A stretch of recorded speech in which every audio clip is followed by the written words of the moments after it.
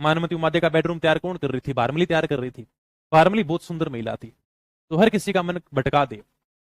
अपने मालदेव जी आए, थोड़ा सा नशा कर रखा था, मालदेव जी ने ध्यान नहीं दिया और उन्होंने सुहागरातें भारमली के साथ ही मना ली गए। ये मालदेव अपनी बारात लेकर रवाना हो जाता है। मालदेव की बारात का डेरा कहते हैं जैसलमेर के किसी सरकारी स्कूल में डाला गया। आजकल ये मैरिज गार्डन वाला सिस्टम चला है, बाकी पहले जो बारात का डेरा होता था ना, वो सरकारी स्कूल में डाला जाता था, राजकीय उच्च माध्यमिक विद्यालय। आज भी आप गांव में जाकर देख लो, बारात का डेरा वहीं पर लगता है, सरकारी स्कूल में ही। मानमती उमाध्याय का मन किया यार कि एक बार तो मैं भी मालदेव की बारात का डेरा देखूं। कहते हैं बहुत शक्तिशाली शासक है, देखूं तो उसे उसका डेरा कैसा है, कितनी बारात लेकर आया। लेकिन डेरा देखे कैसी, वो पहले वाला समय था जब महिलाओं के ऊपर खूब सारी पाबंदियां लगी होती थी। आजकल तो जैसी दुल्हा शेरवानी पहनकर तैयार होता है ना, दुल्हन का मैसेज आता है, please send me your some pic, मुझे आपकी कुछ सहने का फोटो में भेज दोगे। लेकिन भाई पहले का समय अलग था। मानमती उमादे को डेरा देखना था बारात का, और बारात का डेरा देखने के लिए कहते हैं वो किले के ऊपर जा रही थी। जब वो ऊपर जा रही थी तब उसने अपने मम्मी पापा की बात सुनी।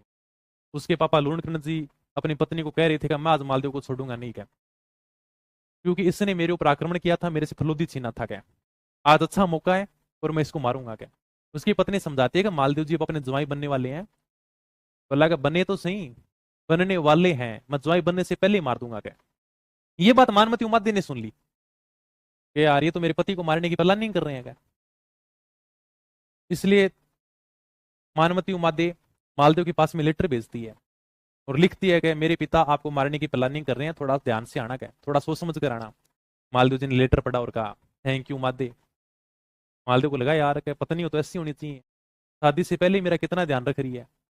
मालदेव ने अपनी सेना को कहा कि जब तक मैं फेरे नहीं ले लूँ ना, तब तक लूणकरण जी को थोड़ा अलग ही रखना। क्या मैं बाद में फेरे ले लूंगा तब तो मैं देख लूंगा, लेकिन फेरे नहीं लूं तब तक यानी कि लूणकरण जी को थोड़ा अलग रखना। क्या लूणकरण जी को मालदेव की सेना अपने साथ में पार्टी में बिठा लेती है। लूणकरण जी खूब करते रहे, नहीं नहीं मुझे शादी का काम संभालना है। क्या मालदेव जी की सेना कहती है अरे बैठो यार हमारे साथ में, चिल करो, क्यों इधर उधर भाग रहे हो। क्या शादी का सब काम हो जाएगा, कन्यादान करने वाले कन्यादान भी कर देंगे, तुम तो आराम से हमारे साथ बैठो यहीं पर चिल करोगे, आज आपको कहीं नहीं जाने देंगे। उधर मालदेव मानमती उमादे के साथ में फेरा ले लेता है और उनकी शादी हो जाती है। उमादे की जब बारात रवाना होती है तब उनके साथ में एक लड़की और आती है जिसका नाम था बारमली। बारमली और मानमती उमादे की अच्छी दोस्ती थी, इसलिए बारमली उमादे के साथ में मारवाड़ आ जाती है। ये वाली बारमली अलग है भाई, वो मत समझना तुम रणमल वाली, कहीं रणमल वाली बारमली समझ लोगे। इतिहास में खूब सारी बारमली हुई है, ठीक है। तो यानी कि मानमती उमादे और अपने मालदेव जी की शादी हो जाती है, और इनके साथ में एक दासी भी आती है, उस दासी का नाम क्या था? बारमली था भाई। ये किसके साथ में आती है? ये मानमती उमादे के साथ में आती है। कहते हैं बारमली मानमती उमादे के साथ में खेली थी, इन्हीं के साथ में बड़ी हुई थी, बचपन का प्रेम था, तो इनसे रहा नहीं गया तो इसके साथ में आ जाती है। मालदेव जी की सुहागरात का समय आया। मानमती उमादे का बेडरूम तैयार कौन कर रही थी? बारमली तैयार कर रही थी। बारमली बहुत सुंदर महिला थी, तो हर किसी का मन भटका दे। अपने मालदेव जी आए, थोड़ा सा नशा कर रखा था, देव जी की सुहागरात का समय आया। मानमती उमादे का बेडरूम तैयार कौन कर रही थी? बारमली तैयार कर रही थी। बारमली बहुत सुंदर महिला थी, तो हर किसी का मन भटका दे। अपने मालदेव जी आए, थोड़ा सा नशा कर रखा था, मालदेव जी ने ध्यान नहीं दिया और उन्होंने सुहागरातें बारमली के साथ ही मना ली गए। ये बात उमादे को पता चली, यार ये तो तुमने बहुत गलत किया गया, मैंने तुम्हारा इतना ख्याल रखा, मेरे पिता तुम्हें मारने वाले थे, मैंने तुम्हारे पास में लेटर भेजा, और आदमी इतना भी बहक गया, यानी कि जो सुहागरात मेरे साथ होनी चाहिए थी वो यानी कि तुमने एक दासी के साथ मना ली, बारमली के साथ मना ली गए। और कहते हैं कि मानमती उमादे नाराज होकर तारागढ़ दुर्ग में चली जाती है। पूरी जिंदगी वहीं पर रूठी रानी के रूप में बैठी रही, कभी वापस मालदेव से मिलने नहीं आई, मालदेव का कभी चेहरा ही नहीं देखा, हमेशा मालदेव से रूठी रही। इसलिए हम इनको इतिहास में रूठी रानी के नाम से जानते हैं। हालांकि मालदेव ने उमादे को वापस लाने के लिए खूब सारे प्रयास किए। मालदेव जी कवि बेचे जिनका नाम था ईश्वरदास, इनको कहते हैं यार उमादे को वापस लेकर आ गए, अब देख गलती हो गई, माफी मांग लूंगा, उमादे के पैर पकड़ लूंगा, लेकिन कैसे ना कैसे करके वापस ले आ गए।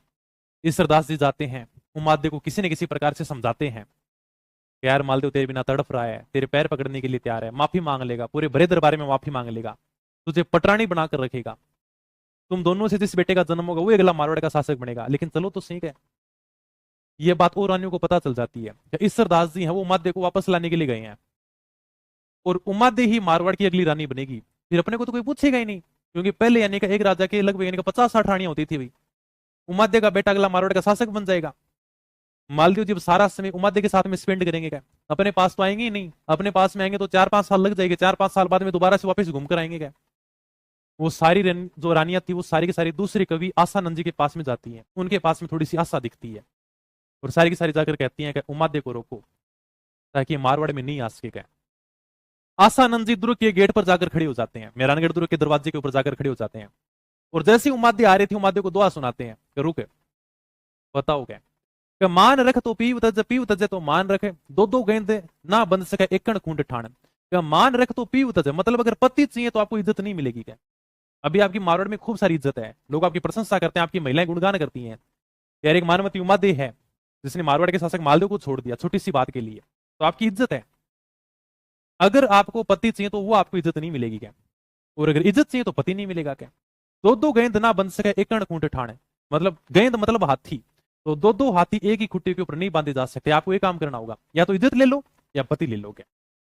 कहते उमादे ने इतना सुना और वापस कोई तारागढ़ दुर्ग में जाकर बैठ गई और फिर कभी वापस आई नहीं।